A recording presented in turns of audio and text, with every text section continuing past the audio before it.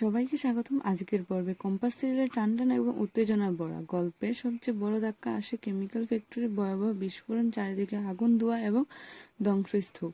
এই ঘটনার মাঝে কম্পাস হঠাৎ নিখোঁজ হয়ে যায়। প্রথমে মনে হয় এটা দুর্ঘটনা, কিন্তু আসল সত্য একদম আলাদা। এটা মুক্তির মোনালিসা অখিলেশের পরিকল্পনা, মাস্টার প্ল্যান। তারা ইচ্ছে করে ব্লাস্ট করায়। কম্পাস ইতিমধ্যেই তাদের বিরুদ্ধে প্রমাণ জোগাড় করতে শুরু করেছিল, বিশেষ করে অবৈধ কেমিক্যাল ডিলের ফাইল সামনে এলে তাদের সবার জেল হতে পারে। তাই পরিকল্পনা করে কম্পাসকে সরিয়ে দিতে চায়। সবাই এখন একটাই প্রশ্ন করছে, কম্পাস কি সত্যি মারা গেছে নাকি তাদের কোনো নতুন চোখ? বিহান ও ঋতুজা পাগলের মতো কম্পাসকে খুঁজতে থাকে, কিন্তু কোথাও তাকে খুঁজ পাওয়া যায় না।